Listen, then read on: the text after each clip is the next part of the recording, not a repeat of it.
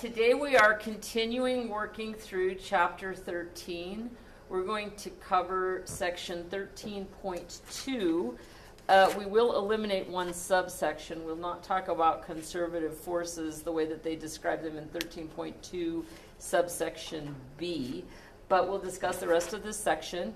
It ties really closely in with 13.1, and sometimes they're almost indistinguishable from each other in terms of what kind of problem solving you're doing. And then we'll take a day, if we come over here and take a look at our podium PC and we look at our layout for our class. So you'll see that I posted the lecture for section 13.1 right here, and then today I'll post lecture for 13.2.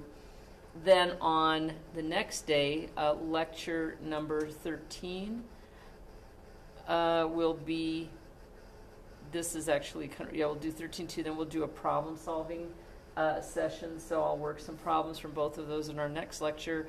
Then afterward, we'll do 13.3 and 13.4, and then have a problem-solving session from them. The major difference in terms of mathematics is that the content of section 13.1 and 13.2 is scalar or quantities. Then in 13.3 and 13.4, we start talking about vectors again. So the method of execution is just slightly different. But it's all related to the same material. It just depends on how you break out your equations. All right, so getting started, let's move over to the document camera, and we'll talk a little bit about section 13.2. And section 13.2 talks about the conservation of energy. Okay, so it's basically a universal truth that in the absence of nuclear activity, that energy is conserved. So in terms of mechanical energy and in terms of things happening in our daily lives, it is safe to say that this is a fundamental law of the universe, in mechanical terms at least. Let's put it that way. Because once again, I'll take a second diversion here. If you look at Newton's law, energy is equal to mass times the speed of light squared. That tells us two different things. It says that if you take a tiny amount of mass and the speed of that mass approaches the speed of light, which is c, which is a huge number, that the energy released from that mass is huge. The other thing it tells us is it takes enormous amounts of energy to propel a mass toward that speed. So we're not talking about that. We're just talking about, so this is not today, okay? It's still true, but it's just not for today. So we'll just put an X through it. So for us, we are talking mainly about two different forms of energy. We can talk about potential energy, which is an energy of position, and kinetic energy, which is an energy of motion. Okay. Now, in general, kinetic energy will be equal to 1/2 times the mass times its speed squared. But potential energy can sort of take a couple of different forms. It can be mgh, which is just like water on top of a waterfall or a block that you're going to push down onto a lower elevation surface. Or we can talk about gravitational potential energy, which we've been talking about, the positional energy of a satellite within orbit, or a planet within orbit around a body, or something like this. Now, sort of the new idea that's introduced here is that potential energy can also be thought of as a potential to do work. And so when we talked about the work energy principle, we can think about work being transformed, or energy being available to us to do work, and that everything is in amounts. However, we can also think about potential energy as being the change in potential energy as being an amount of work, which is kind of a strange way to think about it. But in that way, we can go back to that idea that we have about work looking like this. And if we then talk about, for example, gravitational potential energy, we can say that that would be equal to a weight times some position, which is identical to this expression right here. And if we're talking about work being done by gravity,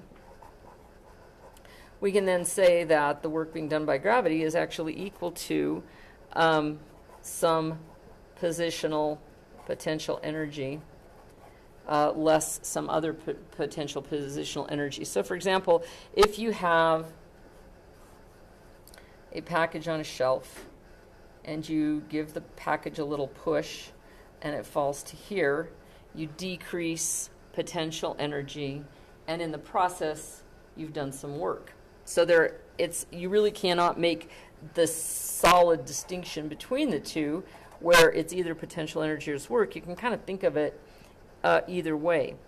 Well, it's similar with the gravitational potential energy, where if you think about, I feel like I have something. I'm sorry. So the gravitational force, I didn't really write this down very clearly. We know that the force of gravity is going to be G mm over r squared.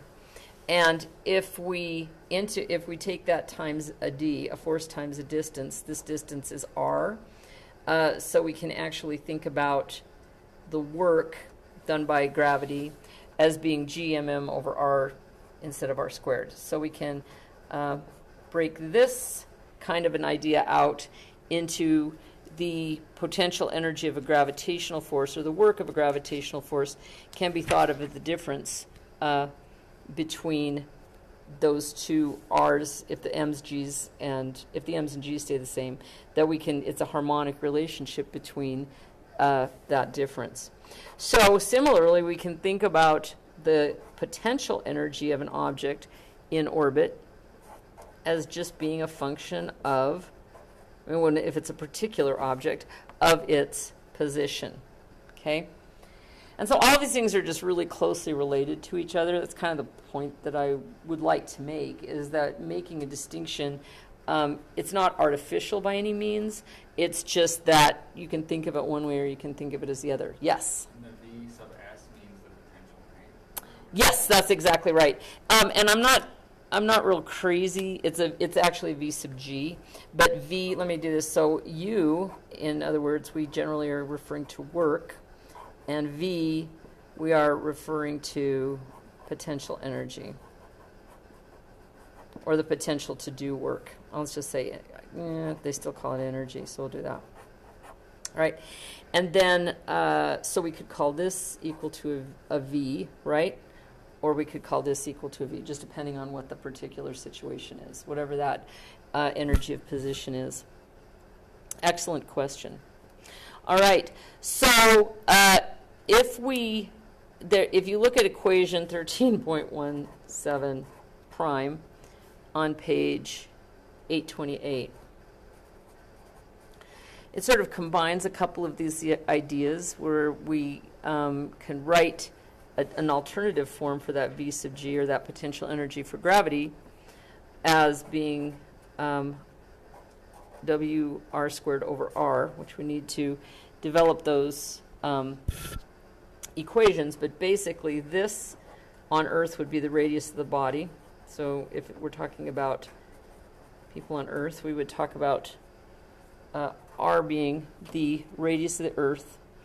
W is the weight of a body.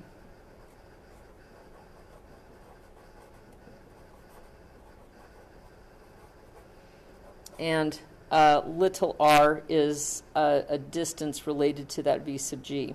So where r distance should be measured from the center of the Earth. So this is the radius of the Earth, and this is from the center of the Earth. So it's possible that little r and big R could be the same, right? But basically that just gives us the same expression, okay? So it just relates back to that and just kind of once again shows you how similar those are. Okay, now there's something that kind of bothers me. I'm not going to write it down, so I'm just going to put this on the page to show this to you. And if we talk about, I just don't like the way that they use variables in this particular expression. But here, if we are talking about a potential energy, we can talk about elastic work as being 1/2 kx squared. We're talking about anything that's on a spring or anything that's going to be in an oscillating motion. And then they talk about the fact that this is called elastic potential energy, where they use this term for V. I guess it's okay. I'm going to take it back. It's okay. They still are just using this as potential energy. It's just an energy of position that generally would be associated with a spring or some sort of an oscillation. It's also effective for anything that oscillates. But basically, it's once again saying that the work can be thought of as the difference in the potential energy, and they're just specifying that X in this equation is the stretch value. I guess the reason I really don't like this is because it only talks about the potential from an unstretched value to a stretched value. And if you're going from in a true oscillation, you may be going past the stretch value. You may have a value that stores energy above the unstretched value and one that releases energy below the unstretched value. So I would just prefer to see that written as 1/2 kx squared minus 1/2 k sub 0, or k x 0 squared. So just to keep that in mind, we're talking about the potential energy between one stretched position and one unstretched position, which just doesn't feel as general to me as I would like it to be. But it's okay. It deserves to have its own equation set out for it, I suppose. All right. So basically, we just have just basically this idea then. So if we allow whatever potential energy equals V, and we let kinetic energy, whatever it is, which is almost always 1/2 mv squared, but if we like to call that T, we can then say that in general, in the absence of non-conservative forces, the kinetic energy plus the potential energy of a body at state 1 will be equal to that same sum at state 2. Right? And that is just referred to as the conservation of energy principle.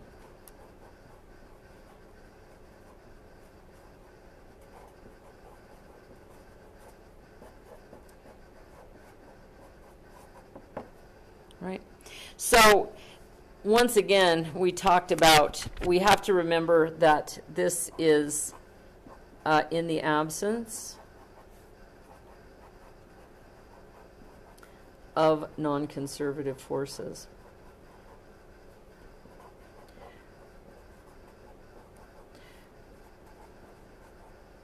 Which is also an interesting way to think about it, because what you're basically saying is that energy is conserved unless it's not conserved. And it's still conserved in a weird way. It's conserved in the sense that you can account for it. But like if you have an object rolling down an inclined plane, you have to account for the energy that is taken up by, or it can be accounted for by friction. So in other words, if you have an object that's sliding down an inclined plane, for example, and you have a frictional force, you will have a non-conservative term that looks like work associated with friction operating through that distance. But it's not really work, and it's not really a potential or a kinetic energy. It's just sort of a loss to the system. So you can, as engineers, we often will sort of alter this equation to contain a frictional force times a distance term as well that would be subtracted from the amount of energy that you end up with. And it could take up all of it, right? I mean, if you have a bunch of friction and it stops at the bottom, then it's all gotten eaten up by friction. Anyway, I just kind of wanted to bring that up just to make a point. You can also rewrite that to say that the change in kinetic energy is going to be equal to the change in potential energy. You can just rewrite it as T2 minus T1 equals V1 minus V2. And so when you take your signs into account, you can say that the amount of kinetic energy that you lose is equal to the amount of potential energy that you gain, or vice versa. All right. So once again, this is actually what we love to use when we talk about pendulum problems, because since it's an amount, you don't have to account for direction. But if you think about it stopping here, the potential energy at this point is equal to an mgh, and the kinetic energy at that point is equal to 0 because it stops. Here, because this is the bottom of the swing, the potential energy will be equal to 0 because that's as far down as it will go, and the kinetic energy is going to equal a maximum. And you can say the same thing for any single point, except for it won't be 0. So like at this point, somewhere in mid-arc, V2 will be equal to, or V3 would be equal to some value, and T3 would be equal to some value, but V3 plus T3 will be equal to either T2 or equal to V1. So all the energy in that swing can be accounted for at the top of the arc by total potential energy, at the bottom of the arc by total kinetic energy, or at any other point by some of those two things. So if you know the position, you will also be able to determine the velocity, or if you know the velocity, you'll be able to determine the position. The last little piece is what happens, how this equation looks under gravitation, if we're talking about some sort of an orbit. And this can get back to the idea, when you were reading through the primer on orbital mechanics, when we talked about it, that most naturally occurring orbits are, and I say most because I'm hedging, I think maybe all of them are elliptical, but it could be that the ellipse squishes enough that it looks more, that it becomes a circle if the axes are the same. But basically, the focus, the planet that's being orbited, will be at one of the foci of that ellipse. And you can use that idea, the equation, conservation of energy, to just say that the the kinetic energy at some 0 point plus the potential energy at that is going to be constant everywhere on that arc. And they just rewrite this by saying kinetic energy in space looks exactly the same, but of course we have a little bit different look to our potential energy term, but that's going to be conserved in that arc. And so this can be a very useful equation to develop, for example, the velocity somewhere on the circle. This distance, the shortest distance that a planet or a satellite orbits, is called the perigee, and the longest distance in the orbit, the furthest point, is called the apogee. And so you can, if you know something about the apogee and perigee, or about any point really, you can use this equation and determine the velocities. Now, if you think about it, the distance is the shortest here from the planet, and that means that your velocity is also going to be a minimum here, and here at the apogee, it's going to be a maximum. Okay, so what that, I'm sorry, I got that backward. I was thinking, what am I doing? This is the maximum velocity. It's going to be fastest when it's closest in, and it's going to be a minimum when it's the furthest out. But you can use that relationship to find it at the apogee or perigee or at any other point on the orbital path. Okay. So potential energy is always, in some effect, an energy of position. So we've talked about height, we've talked about gravitation, we talked a little bit about spring energy, that stretched spring or unstretched spring. And then kinetic energy is almost always a 1/2 mv squared in mechanical terms. All right, so do you guys have any questions for me at this point? All right, so if we flip back over to the podium PC, you'll see that for chapter 13, I've put the first homework set. This is from 13.1. Today I'll put another homework set of approximately 3 problems from 13.2. And then next session, we will take time and go through some homework problems. So I'll work some problems for you as examples. If you have any of the problems that you're having trouble with at that point, bring them to class or let me know, send me an email, and I'll make sure to work out whatever you're having difficulty with. All right?